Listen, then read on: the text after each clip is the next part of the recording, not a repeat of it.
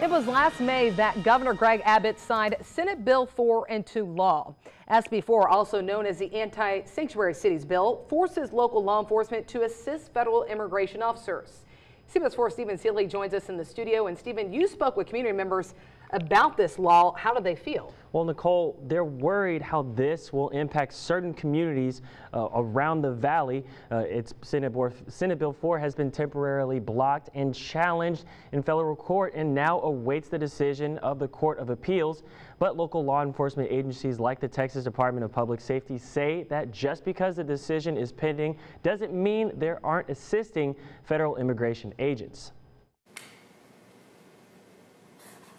When Governor Greg Abbott signed Senate Bill 4 into law, community leaders like Martha Sanchez of Lupe fear local law enforcement, like the Texas Department of Public Safety, will be turning their attention towards tracking down immigrants. Which is the Border Patrol. That's their job to do the immigration job, and that's what they're trained to do.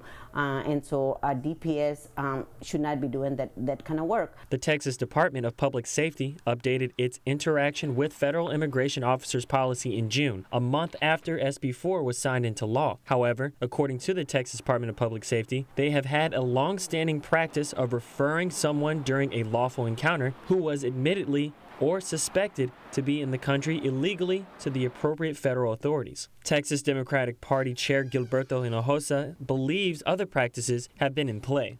This DPS policy of racial profiling that you see today, that was in existence before SB 4. CBS 4 requested for the Texas Department of Public Safety to do an on-camera interview or give a statement. They declined both but sent the updated policy. The general policy reads, in the course of enforcing state law, DPS officers will cooperate and assist federal immigration officers through the exchange of information, through the referral of lawfully detained or arrested individuals when appropriate, and by providing enforcement assistance to federal immigration officers as reasonable and necessary. Sanchez doesn't have faith that the Texas Department of Public Safety will act accordingly.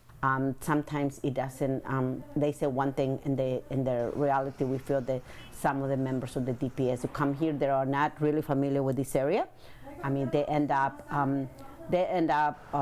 asking more questions than what they need to ask.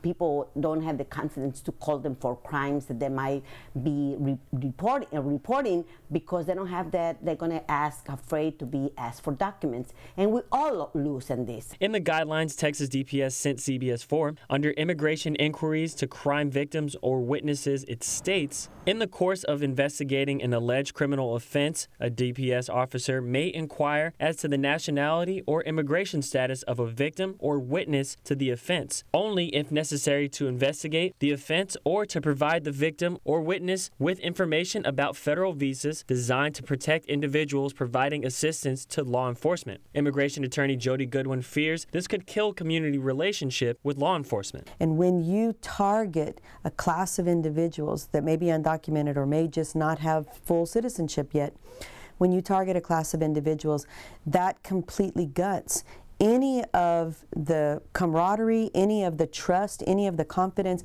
that the departments have gained within the communities to try to be able to protect the public safety. Just like Hinojosa mentioned earlier, Goodwin believes the new policy gives law enforcement more opportunities to racially profile, even though discrimination is prohibited in DPS immigration policy.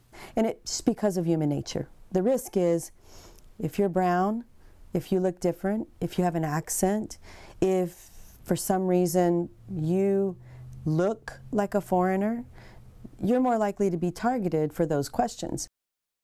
Well, Stephen, definitely a hot topic in the state of Texas. Is there any other advice that experts have for people who may be worried about their status or what they do if they find themselves in a situation with law enforcement? Well, experts advise people having this issue to talk to somebody who's knowledgeable in immigration law so that they can guide them in their situation and analyze their situation and lead them in direction that they're supposed to be going. All right. Thank you, Stephen, for that report.